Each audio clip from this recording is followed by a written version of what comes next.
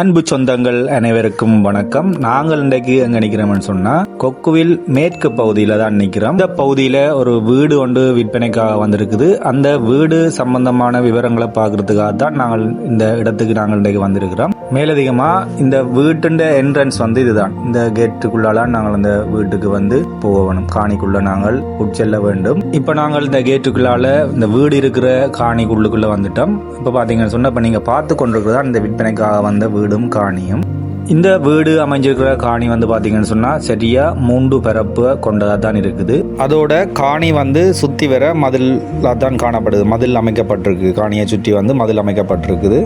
இப்ப நாங்க பார்த்து கொண்டிருக்கிறது வீட்டுண்ட முகப்பு தோற்றம். இந்த வீடு வடக்கு வாசல் அமைப்பை தான் கொண்டிருக்குது. இந்த வீடு வடக்கு வாசலாக தான் அமைஞ்சிருக்குது. கூடுதலான ஆக்கள் வடக்கு வாசலை விரும்புகிறபடியா இந்த வடக்கு வாசல் விரும்புகிற ஆக்களுக்கு இந்த வீடு மிகவும் பொருத்தமானதாக ஒன்றாக காணப்படும். இப்போ நாங்கள் பார்த்து கொண்டிருக்கிறது வீட்டுண்ட போர்ட்டிகோ. இந்த போர்ட்டிகோ மேலே பார்த்தீங்கன்னு சொன்னால் ஃப்ளட் தான் பண்ணியிருக்கணும். அதாவது ஸ்லெப் போடப்பட்டிருக்கு. அந்த போர்ட்டிகோக்கு அருகாமையில் படி விடப்பட்டிருக்கு. அந்த படியால் நாங்கள் மேலே ஏறி போகலாம். அதை நாங்கள் இந்த வீடியோட கடைசி பகுதியில் பார்ப்போம். இப்போ நாங்கள் பார்த்து கொண்டிருக்கிறது பார்த்துங்க வீட்டுண்ட ஹோல் பகுதி. இந்த ஹோல் பகுதியில் திண்ணை மாதிரியான ஒரு அமைப்பு. உள்ளுக்கில் திண்ணை மாதிரி அந்த 2 ஹோல் கதவுக்கு 2 பக்கமும் திண்ணை மாதிரியான அமைப்பு இருக்குது. அதாவது நீங்கள் இங்கே கதிரைகள் போடாமல் அந்த அதிலேயே நீங்கள் இருக்கலாம் அல்லது தூங்குறதுக்கு நீங்கள் பயன்படுத்தக்கூடிய மாதிரி இருக்கும். அதே நேரம் இந்த வீடு முற்று முழுதாக அறைகள் ஹோல் அனைத்துக்கும் சீலிங் அடிக்கப்பட்டிருக்கு. அதோட இந்த வீட்டுண்ட நிலத்தை பார்த்தீங்கன்னு சொன்னால் முற்று முழுதாக சீமெந்து தரையாக தான் காணப்படுது. நீங்கள் எதிர்காலத்தில் வேணும்னு சொன்னால் இந்த வீட்டை வாங்கி போட்டு உங்களுக்கு விரும்பினா நீங்கள் மாப்பிளை முற்று முழுதாக பதித்து கொள்ளலாம். இப்போ நாங்கள் பார்த்து கொண்டிருக்க சாமியாரை. இந்த சாமியாரை சாமி படமாடத்தை தான் இப்போ நீங்கள் பார்த்து கொண்டிருக்கீங்க. சாமியாரையில் சாமி படமாடம் ஒரு ஐயப்பன் சாமியையும் அவை வச்சு வழிபட்டிருக்கணும். சாமியாரையும் பார்த்தீங்கன்னு சொன்ன ஏற்கனவே நான் சொன்னது மாதிரி சீலிங் அடிக்கப்பட்டிருக்குது. அதோட சாமியறைகளை பார்த்தீங்கன்னு சொன்னால் நீங்கள் பொருட்களை வைக்கிறதுக்காக ட்ரக் மாதிரி சீமெந்தில் கட்டியிருக்கணும். அதுக்குள்ள நீங்கள் பொருட்களை வச்சு கொள்ளக்கூடிய மாதிரி இருக்கும்.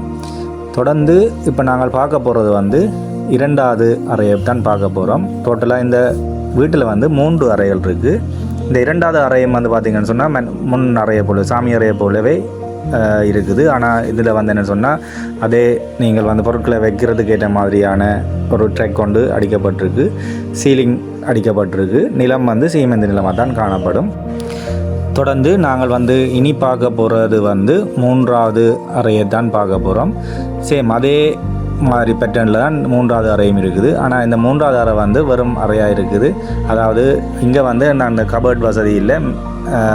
அதாவது இங்கே இதுக்கு ஸ்பெஷலாக என்ன செய்யணும்னு சொன்னால் வெளியில் போகிறதுக்குன்னு சொல்லி இந்த அறைகளால் நாங்கள் வெளியில் போகிறதுக்கு ஒரு கதவு கொண்டு வச்சுக்கணும். மற்றபடி எல்லா அறைகளும் ஒரே மாதிரி தான் காணப்படுது. இப்போ நாங்கள் இந்த அறைன்ற இந்த கதவை திறந்து வழிப்பக்கத்தில் போய் பார்ப்போம். வழிப்பக்கம் என்ன மாதிரி இருக்குதுன்னு சொல்லி. வழிப்பக்கத்தில் என்னன்னு சொன்னால் ஒரு ரூம் மாதிரியான ஒரு செட்டப் ஒன்று இருக்குது. நீங்கள் இந்த ரூம் மாதிரியான இந்த செட்டப்பில் நீங்கள் வேணும்னு என்ன செய்யலாம்னு சொன்னால் எதிர்காலத்தில் நீங்கள் அட்டாச் பாத்ரூம் மாதிரி ஒன்றை செட் பண்ணி நீங்கள் அதை பயன்படுத்தி கொள்ளக்கூடிய மாதிரி இருக்குது. இதுதான் அந்த வழிப்பகுதி ரூம்.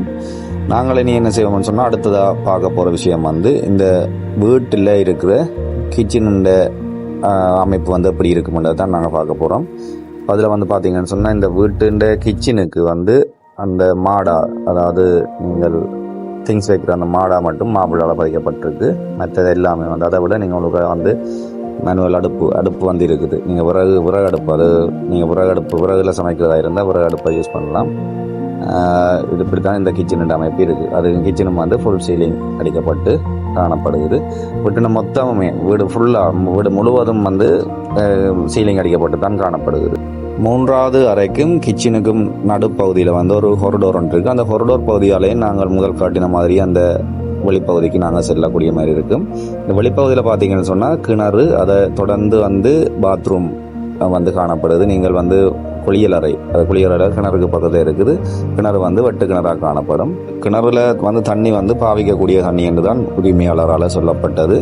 இப்போ நாங்கள் பார்ப்போம் இந்த பாத்ரூம் அப்படி இருக்குன்றதை நீங்கள் இனி இந்த திறந்து வர வீடியோவில் நீங்கள் பார்த்துக்கொள்ளலாம். பாத்ரூம் அரைச்சுவருக்கு மாவல் பதிக்கப்பட்டு நல்ல நிலையில் தான் பாத்ரூம் காணப்படுகிறது. இது தனியே பாத்ரூம் மட்டும். அடுத்ததாக நாங்கள் பார்க்க போகிறது பார்த்திங்கன்னு சொன்னால் இந்த கிணறு தான். கிணறு வெட்டு கிணறு.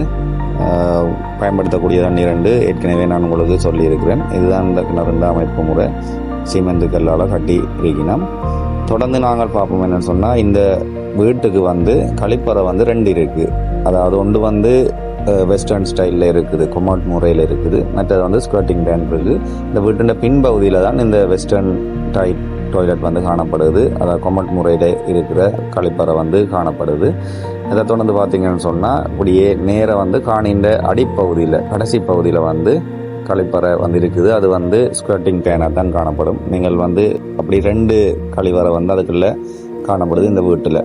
அதைத்தான் நாங்கள் பார்க்க போகிறோம். 2வது கழிவறையை தான் இப்போ நாங்கள் பார்க்க போகிறோம். அதுவும் வந்து நல்ல நிலையெல்லாம் இருக்குது. நான் ஏற்கனவே சொன்ன மாதிரி நீங்கள் வந்து என்ன செய்யலாம்னு சொன்னால், அந்த 3வது அறையால் நாங்கள் வெளியில் வரைக்குள்ளே இருக்கிற பகுதியில் நீங்கள் விரும்பினால் நீங்கள் அந்த வீட்டுகளால் வர மாதிரியான அட்டாச் பாத்ரூம் டாய்லெட்டை நீங்கள் வந்து அமைத்து கொள்ளக்கூடிய மாதிரி தான் இந்த காணின்ற அமைப்பு முறை இருக்குது. அதை தொடர்ந்து இந்த காணிக்கை பார்த்தீங்கன்னு சொன்னால் பல பயன்தர் மரங்கள் இருக்குது. அதோட இப்போ வந்து நாங்கள் பார்க்குறது வந்து வீட்டுண்ட போர்ட்டிகோக்கு மேலே இருக்கிற மொட்டை மாடிக்கு ஏறுற படி. இப்போ நாங்கள் இதைத்தான் பார்க்க போகிறோம். போர்ட்டிகோக்கு மேலே இருக்கிற மொட்டை மாடியை பார்க்க போறீங்க. பாருங்க, இப்படி தான் மொட்டை மாடி இருக்கும். இந்த லெவல் ஸ்பேஸும் வந்து மொட்டை மாடியாக காணப்படுது. நீங்கள் இந்த வீட்டை வாங்குற சந்தர்ப்பத்தில் மாலை வேளைகளில் நீங்கள் இதை இழப்பாரிடமாக பயன்படுத்தி கொள்ளலாம். இந்த வீட்டை நாங்கள் வந்து வந்தடைகிறதுக்கு அல்லது இந்த வீட்டிலேருந்து வெளிப்பக்கமாக நாங்கள் வேறு இடங்களுக்கு செல்வதற்கு 2-3 வழிகள் இருக்குது. இப்போ நாங்கள் பார்க்குறது வந்து இது வந்து கொக்குவில் ஞான பண்டிதாக்கு போகிற ரோட். அதாவது கொக்குவில் மேற்கில் அமைந்திருக்க ஞான பண்டிதாக்கு போகிற வீதி. அத்தன் இந்த வீதி காணப்படுது. அதோட இதுக்கு வந்து வேற வழியும் இருக்குது. அதை நாங்கள் இந்த வீடியோட பின்பகுதியில் பார்ப்போம். அடுத்தது வந்து முக்கியமான விடயம், இந்த வீட்டுக்கு உரிமையாளரால் சொல்லப்படுற விலை வந்து 3 கோடி. இந்த 3 கோடி விலையை வந்து நாங்கள் உரிமையாளரோட பேசி தீர்மானித்து கொள்ளலாம். இந்த பாதை தான் ரெடியா வந்து கொக்குவில் ஞான பண்டிதா பள்ளிக்கூடத்துக்கு போகுது.